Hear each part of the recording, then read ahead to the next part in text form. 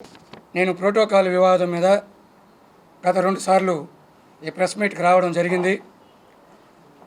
దాని మీద మా మంత్రి మాట్లాడలేక వాళ్ళ భర్త సెలవుమణి గారితో మాట్లాడించింది. ఆమె మాట్లాడకుండా సెలవుమణి అనే ఆయన మన స్టేటు కాదు, మా నగిరి కాదు, ఆయనకేం సంబంధం అని మేము అడుగుతున్నాం. ఫస్ట్ మేము అడిగేది ఏమంటే, ఏదైనా మాట్లాడాలంటే మంత్రి మాట్లాడచ్చు. నేను నాకున్నటువంటి హక్కుల గురించి నేను మాట్లాడాను. ఆమె సమాధానం చెప్పకుండా వాళ్ళ భర్త ద్వారాగా ఇతర విషయాలు ప్రోటోకాల్ గురించి మాట్లాడినా ఒక అర్థం ఉంటుంది. మాకు పదవులు ఇచ్చినామని చెప్తున్నాడు ఆయన. దాని మీద ఈరోజు క్లారిటీ ఇవ్వడం జరుగుతుంది. ఆమె తెలుగుదేశంలో 2004, 2009లో పోటీ చేసి కాంగ్రెస్ పార్టీ, అప్పుడున్నటువంటి కాంగ్రెస్ పార్టీ చిత్తుగా ఓడించడం జరిగింది, నగిరిలో కానీ చంద్రగిరిలో కానీ. ఆ తర్వాత వైఎస్ఆర్ని కలవడం జరిగింది. వైఎస్ఆర్ ఈమె కలవడం, ఆయన అకాల మరణం చెందడం, ఇవన్నీ జరిగిపోయినాయి. అప్పటి నుంచి ఆమెకు ఐరన్ లెగ్ అనే పేరు వచ్చింది.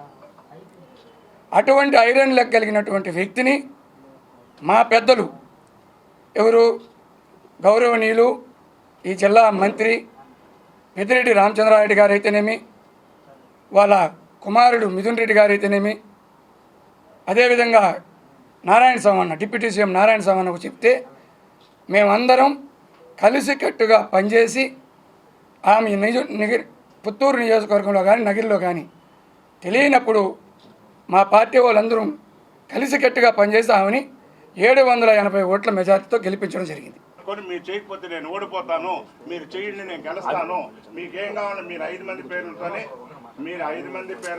మీరు 5 మంది అన్నదమ్ముళ్ళు, మీ 5 మందితో ఏ పని కావాలన్నా ఆ మండలంలో మీ ఇష్ట ప్రకారమే జరుగుతుంది అని చెప్పిందా లేదని ఈరోజు కాణిపాకం వచ్చి సత్యం చేయమనండి. చేతులు పట్టుకున్నారు. చేసినప్పటి నుంచి 9-14లో కూడా ఏ రోజు వచ్చి నేను ఇప్పుడు చెప్పుకుంటా, నేను సినిమాలో పెద్ద హీరోయిన్ని, నేను పెద్ద కోటీశ్వరులని.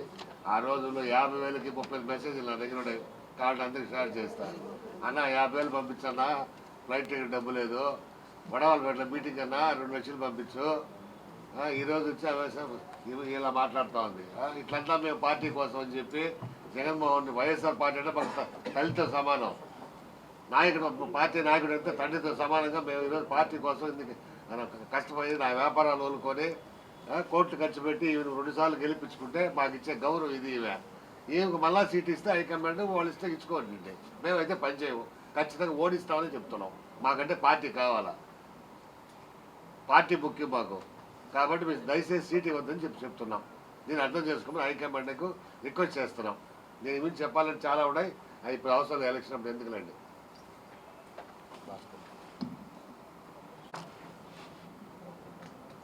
ఎలక్ట్రానిక్ మీడియా వారికి అందరికి కూడా నా ఉదయపూర్వక ధన్యవాదాలు తెలియజేసుకుంటున్నాము. నేను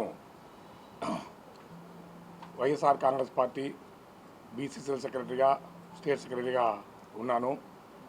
నాకు ఇప్పుడు ఈ ప్రశ్నకు రావడం కారణం ఏంటంటే, నిన్న సెలవుమణి గారు మాట్లాడినారు, మా వల్లనే పదవి వచ్చింది, మేము అందరినీ లీడర్లు చేసినాం, మేము అందరినీ బాగా చూసుకున్నాం అని మాట్లాడుతున్నారు. అయితే వాడి గమనించిన విషయం, ఆమె 2019లో గెలవడానికి కానీ 2014లో గెలవడానికి కానీ మేమందరం కూడా మన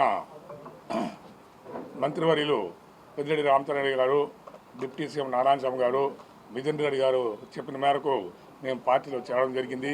పార్టీలో చేరిన రోజే ఆ పొద్దే నామినేషన్ కూడా నేను పుత్తూరు మున్సిపాలిటీకి కూడా వేయడం జరిగింది. దాంట్లో కూడా నేను ఒక సీట్లో ఓడిపోయినా ఆమెను గెలిపించేదానికి ఎల్లవేళలు కృషి చేసి ఆమెను మేము గెలిపించడం జరిగింది. గెలిపించిన తర్వాత కూడా ఆమె మా మీద ఎన్నడూ కానీ ఏదో ఒక ఇది చెప్తూ ఉంటుందే కానీ వీళ్ళు అది చేసినారు ఇది చేసినా చెప్తారు కానీ మంచిగా ఇప్పుడు చెప్పింది లేదు. అలాగే 2 సార్లు ఆమె పుత్తూరు నగిరి కాన్స్టిట్యున్సీలో చెంగాడి గారి మీద, ఇక్కడ చంద్రగిరిలో ఒకసారి తెలుగుదేశంలో కూడా ఓడిపోయడం జరిగింది. అట్లా రెండోసారి 7 వచ్చిన తర్వాత పుత్తూరుకు వచ్చిన తర్వాత నగిరి కాన్స్టిట్యూన్సీకి వచ్చిన తర్వాత మేము వైఎస్ఆర్ కాంగ్రెస్ పార్టీలో చేరిన తర్వాత పెద్ద ఆయన కానీ డిప్యూటీ సీఎం కానీ అందరూ చెప్పిన మేరకు మేమంతా చేరి పార్టీలు చేరి ఆమె యొక్క విజయాన్ని కృషి చేసి అన్నీ బాగా అనుభవించి ఈ పొద్దు వాళ్ళు చేసిన అరాచకం ఎట్లుందంటే ఎక్కడ పోయినా డబ్బు డబ్బు డబ్బు డబ్బు. మీరు ఒకవేళ మనం సబ్ స్టేషన్కి పోయినా 5 లక్షలు కావాలి, 3 లక్షలు కావాలి, 2 లక్షలు కావాలంటారు. అందువల్ల మేమంతా ఎమడ లేకుండా బయట వచ్చేది జరిగింది. ఈ పొద్దు సెల్వమణి గారు మాట్లాడుతున్నారు. ఈ యొక్క పార్టీలో ఇప్పుడు నా పుత్తూరు మండలం వరకు నేను ఇన్ఛార్జిగా ఉన్నప్పుడు నాకు 64 బూతులు ఉండింది. మేము అందరూ 64 బూతుల్లో కూడా నా దగ్గర మొదటి నుంచి చంగారెడ్డి గారు ఉండేప్పటి నుంచి నేను నగిరి కాన్స్టిట్యున్సీ కానీ పుత్తూరు కాన్స్టిట్యున్సీలో సగం మండలము పుత్తూరు ఉన్నా కూడా అవన్నీ కూడా నేనే చూస్తున్నాను. నేను రవిశేఖర్ ఇద్దరు కూడా చూస్తున్నాము. ఆ పొద్దు నుంచి ఈ పొద్దు వరకు కూడా అన్ని బూతుల్లో మనుషులు కూడా మేము వాళ్ళకి పరిచయం చేసి అందరూ ఆయన చెప్పినాడు మమ్మల్ని పిలిచి కూర్చోబెట్టుకుని వాళ్ళకి డబ్బు ఇచ్చి పంపించినారు. అందువల్ల మాకు ఎవరు తెలియలేదు. ఈ పొద్దు చూడండి మాకు అందరూ ముందరనే కనిపిస్తూ ఉన్నారని మాట్లాడతారు. ఆ పొద్దు మేము కానీ పరిచయం చేయకపోతే ఈయనకి ఎవరిని తెలుసును, ఎవరిని తెలీదు. ఇతను ఎక్కడుంది తమిళనాడు, ఇతను కాంచీపురంలో ఉండేది, డైరెక్టర్గా మెడ్రాస్లో ఉన్నాడు. వీళ్ళు అప్పుల్లో కూరకపోయి ఉంటే ఈరోజు వచ్చి పుత్తూరు నగిరి కాన్స్టిట్యున్సీకి వచ్చిన తర్వాత ఆమె ఎమ్మెల్యే మంత్రి అయిన తర్వాత రెండోసారి ఈ పొద్దు ఎక్కడో మొత్తం సంపాదించుకొని ఈ పొద్దు మమ్మల్ని అంతా ఎక్కువ ఇబ్బంది పెడుతున్నారు. మా యొక్క వర్క్లు కూడా అంటే ఏదైనా చిన్న పనిగా ఎంఆర్ ఆఫీస్ కానీ ఎండిఓ ఆఫీస్ కానీ పోలీస్ స్టేషన్ కానీ ఎక్కడ పోయినా కూడా ఇమీడియట్ ఫోన్ చేసి వాళ్ళకి చేయకూడదు, వాళ్ళకి చేస్తే నేను ఒప్పుకోను అంటే మేము ఏం తప్పు చేసినాము. వైఎస్ఆర్ కాంగ్రెస్ పార్టీకి పనిచేసినాము, ఆమె గెలవడానికి కృషి చేసినాము. ఆమెకి పేరే ఐరన్ లెగ్ని పెడితే మేము గోల్డెన్ లెగ్గా మార్చడం జరిగింది. నేను మున్సిపాలిటీలో నిలిచేటప్పుడు కూడా నేను ఊరికి ఏం నిలవలేదు. దాదాపుగా 10,000 మందితో పెద్ద ఆయన సమక్షంలో మనం పెద్ద ఆయన సమక్షంలో 10,000 మందితో మేము చేరడం జరిగింది. ఎందుకంటే చేరడం జరిగింది ఒకరిద్దరితో కాదు.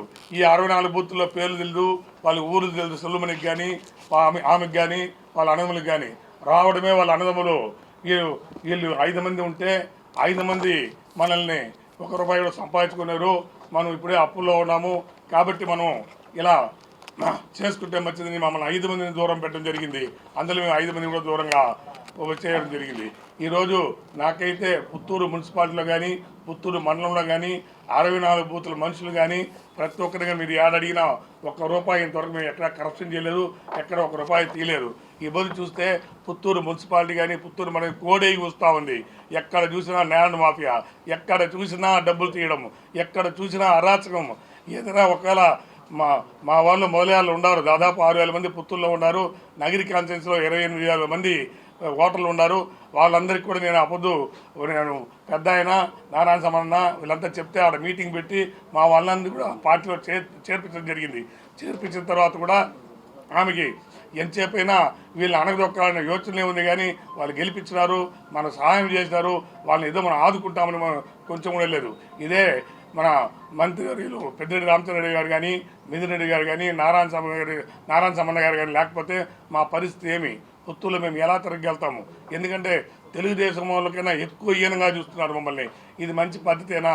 ఎందుకంటే మీరు లూటీ చేసేది మాకు పుత్తూరు నగిరి కాన్స్టిట్యున్సీ దొరికిందా అని మేము అడుగుతున్నాము. వారి భాస్కర్ రెడ్డి 2014లో రెడ్డివారి చక్రపాణి రెడ్డి గారు ఎమ్మెల్యే టికెట్గా ఆశించారు. 2014-19లో పెద్దలు పెద్దిరెడ్డి గారు రామచంద్రారెడ్డి కానీ నారాయణ స్వామి కానీ మన మిథున్ రెడ్డి కానీ వీళ్ళందరూ నచ్చ చెప్పి ఈరోజు దానాదర్థం మేము చేసాము కానీ వాళ్ళేమి మాకేం పదవులు ఇచ్చింది కాదు. ఈరోజు చక్రపాణి రెడ్డికి శ్రీశైలం చైర్మన్గా ఇచ్చారని చెప్పి అనుకుంటున్నాడు ఆయన సెల్వమణి గారు. అది అబద్ధాలు. జగన్మోహన్ రెడ్డి మా యొక్క నైతిక అంత విలువ చూసి ఆయన గుర్తించి మాకు ఇచ్చిన చైర్మన్ ఇచ్చారు, శ్రీశైలం చైర్మన్. ఈరోజు సెల్వమణి ఎక్కడి నుంచో కంచి నుంచి వచ్చేసి నీకు ఇచ్చాను నేను చేశాను అని అంటే ఇదంతా ప్రజలు చూస్తున్నారు. ఏమికైతే ఖచ్చితంగా టికెట్ ఇస్తే మాత్రం మేమంతా 5 మండలాల లీడర్లు అందరూ గట్టిగా పనిచేయాలని కాదు ఓడిస్తామని సభాముఖంగా చెప్పుకుంటున్నాం. ఇప్పుడు ఆపరేషన్ లేకుండానే మోకాళ్లకు ప్లాస్మా ట్రీట్మెంట్. మీ ఆర్థోపెడిక్ సమస్యలన్నిటికీ రోబోటిక్ టెక్నాలజీ ద్వారా తక్కువ ఖర్చుతో శాశ్వత పరిష్కారం. Free consultation. ప్రతి ట్రీట్మెంట్ పై 20% డిస్కౌంట్. ఈ ఆఫర్ కొద్ది రోజులు మాత్రమే. త్వరపడండి. V9 hospitals 9281465842.